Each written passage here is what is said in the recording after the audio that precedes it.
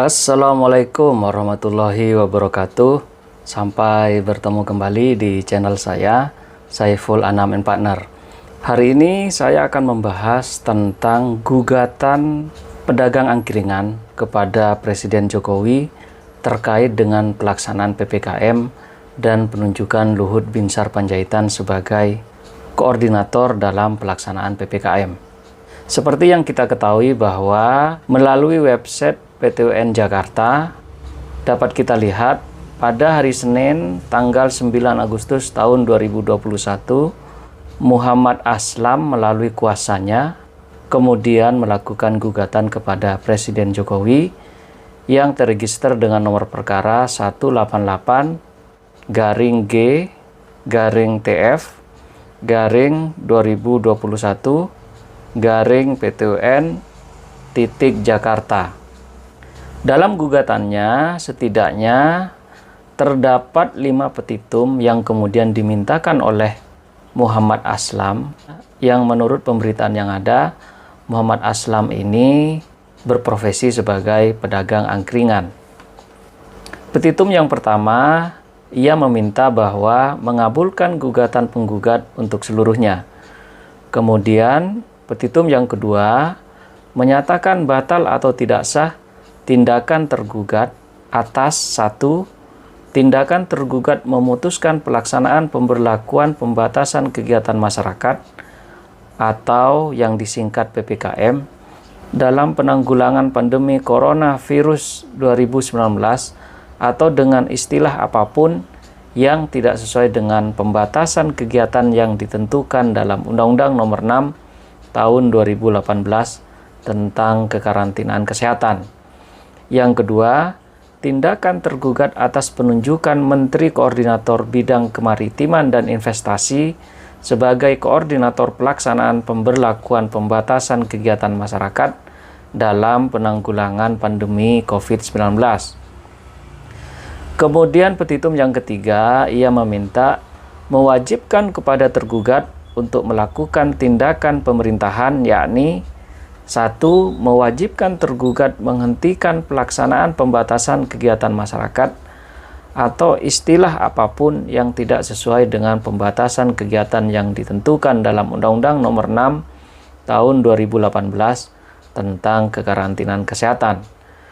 Kemudian yang kedua, mewajibkan dengan mencopot koordinator pemberlakuan pembatasan kegiatan masyarakat, yakni Menteri Koordinator Kemaritiman dan Investasi.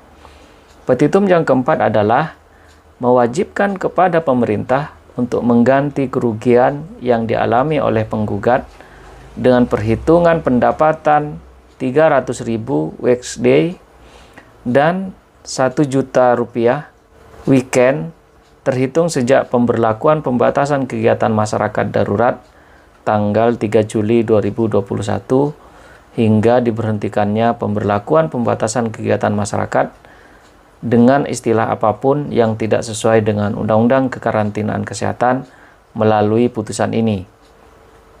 5. Menghukum tergugat untuk membayar biaya yang timbul dalam perkara ini.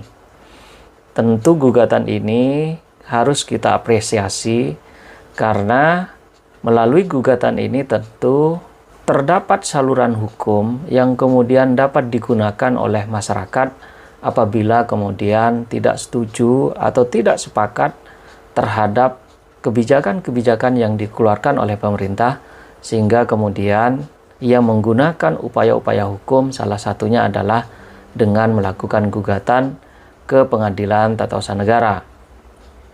Tentu hal ini harus kita apresiasi bersama, meskipun menurut saya terdapat beberapa hal yang perlu kita bahas atau perlu kita teliti terkait dengan gugatan yang diajukan oleh Muhammad Aslam yang menurut saya masih terdapat beberapa kekurangan sehingga kemudian dapat menyebabkan terhadap gugatan yang menurut saya itu kurang sempurna sehingga kemudian mengakibatkan terhadap adanya gugatan yang akan berpotensi ditolak oleh Pengadilan Tata Usaha Negara.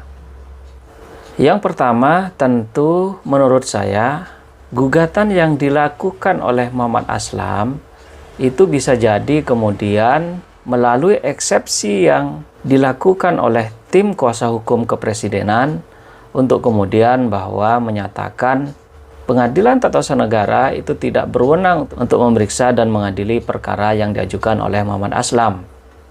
Kenapa demikian?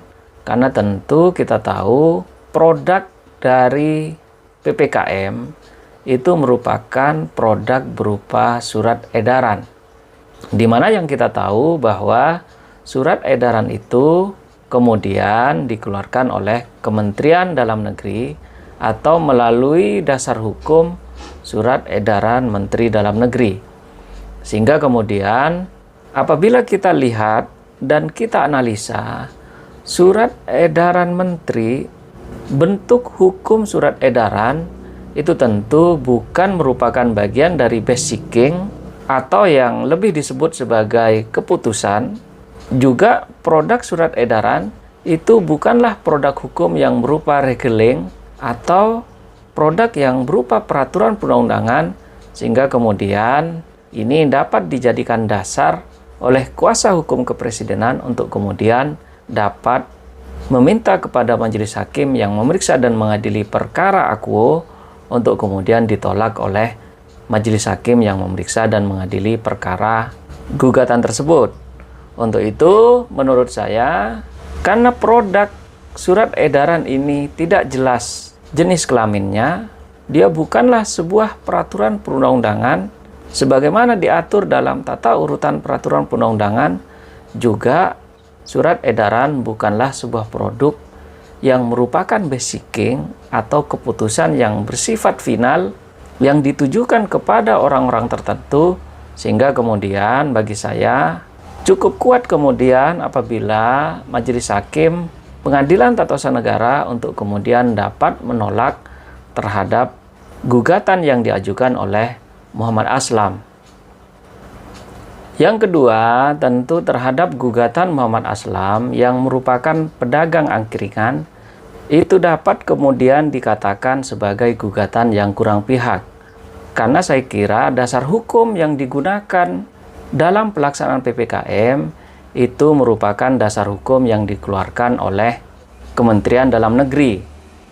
Bahkan dalam pelaksanaannya kemudian itu juga dilaksanakan oleh beberapa kementerian, dalam hal ini diketuai oleh Menko Luhut Binsar Panjaitan dan juga dibantu oleh kementerian-kementerian lainnya. Untuk itu saya kira pihak yang digunakan dalam hal gugatan yang diajukan oleh Muhammad Aslam, saya kira bukan hanya terkait dengan Presiden Jokowi. Untuk itu setidaknya Muhammad Aslam harusnya melibatkan pihak Kementerian Dalam Negeri yang kemudian memberikan pengaturan melalui surat edaran yang kemudian menjadi rujukan bagi kepala daerah maupun bagi pejabat negara lainnya dalam hal pelaksanaan PPKM di Indonesia. Untuk itu saya kira dasar alasan kurang pihak itu kemudian dapat dijadikan dasar oleh majelis hakim dalam hal melakukan penolakan terhadap gugatan yang diajukan oleh Muhammad Aslam. Yang ketiga, menurut analisa saya, terkait dengan gugatan Muhammad Aslam, itu juga berpotensi obscure libel. Karena kita tahu, dalam petitum yang dimintakan oleh Muhammad Aslam, itu tidak mencantumkan tentang objek sengketa yang menjadi sengketa terkait dengan gugatan tata usaha negara. Kita tahu dalam setiap gugatan tata usaha negara itu semestinya terdapat objek sengketa yang jelas yang kemudian dimintakan pembatalan kepada majelis hakim. Akan tetapi apabila kita melihat terhadap petitum yang diajukan oleh Muhammad Aslam, itu tidak mencantumkan terhadap adanya pembatalan terhadap basicking yang dimintakan, akan tetapi melalui petitum yang dimintakan oleh Muhammad Aslam, itu secara umum hanya meminta terhadap kebijakan yang dikeluarkan oleh tergugat, dalam hal ini Presiden Jokowi. Untuk itu saya kira hal ini dapat kemudian dimentahkan oleh pihak tergugat atau melalui kuasa hukum tergugat, sehingga kemudian gugatan penggugat itu dianggap kemudian obscure label atau tidak jelas antara petitum dengan posita yang dimintakan. Yang keempat, gugatan yang dilakukan oleh Muhammad Aslam berdasarkan analisa yang sudah saya uraikan tadi, maka tentu gugatan dari Muhammad Aslam akan berpotensi ditolak. Karena selain PT UN dianggap tidak berwenang dalam hal melakukan pemeriksaan dan mengadili terhadap perkara yang diajukan oleh Muhammad Aslam, juga dimungkinkan terhadap adanya kurang pihak dikarenakan yang digugat hanya Presiden Republik Indonesia, juga yang sangat kuat kemudian dapat bagi majelis hakim untuk kemudian menyatakan bahwa gugatan Muhammad Aslam itu bersifat tidak jelas atau obscure label karena objek perkara yang dimintakan itu merupakan objek perkara yang belum jelas, yang dimintakan pembatalan kepada Pengadilan Tata Usaha Negara. Untuk itu saya kira gugatan Muhammad Aslam menurut saya itu sangat mudah dimentahkan kemudian baik oleh tergugat maupun oleh kuasa hukum tergugat. Yang kelima, mestinya gugatan yang dilakukan oleh Muhammad Aslam itu bukanlah gugatan yang semestinya diajukan kepada Pengadilan Tata Usaha Negara. Mestinya apabila kemudian Muhammad Aslam merasa dirugikan atas dasar adanya surat edaran yang dikeluarkan oleh Kementerian Dalam Negeri atau kemudian berdasarkan produk-produk hukum yang dikeluarkan oleh Presiden Jokowi, maka tentu semestinya dapat dilakukan uji materi terhadap peraturan di bawah undang-undang kepada Mahkamah Agung Republik Indonesia. Kita tahu dalam beberapa jurisprudensi, surat edaran itu pernah kemudian oleh Mahkamah Agung itu dibatalkan keberlakuannya melalui uji materi yang dilakukan kepada Mahkamah Agung. Contohnya misalnya, surat edaran Dirjen Minerba dan Panas Bumi nomor 3.E garing 31 garing DJB garing 2009 tentang perizinan pertambangan mineral dan batu bara itu dibatalkan oleh Mahkamah Agung melalui putusan uji materi nomor 23 garing HUM garing 2019. Untuk itu menurut saya gugatan yang dilakukan oleh Muhammad Aslam itu lebih tepat kemudian kalau justru ingin menguji surat edaran terkait dengan pelaksanaan PPKM itu semestinya melalui jalur uji materi ke Mahkamah Agung Republik Indonesia. Yang keenam, peraturan kebijaksanaan atau surat edaran itu merupakan bagian peraturan kebijaksanaan atau yang dikenal dengan Bled Regel.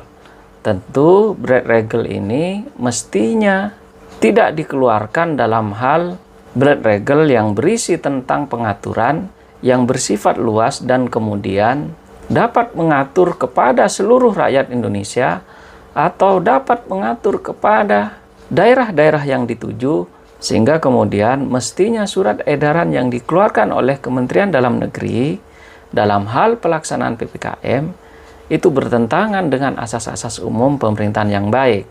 Untuk itu saya kira mestinya terhadap surat edaran yang bertentangan dengan asas-asas umum pemerintahan yang baik itu kemudian tidak lagi dikeluarkan oleh Kementerian Dalam Negeri.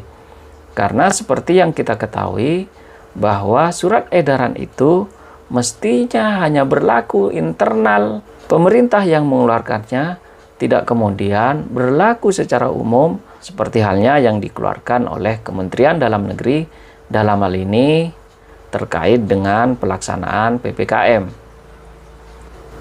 Inilah 6 hal yang dapat saya sampaikan. Kurang lebihnya mohon maaf. Saya ucapkan terima kasih. Assalamualaikum warahmatullahi wabarakatuh.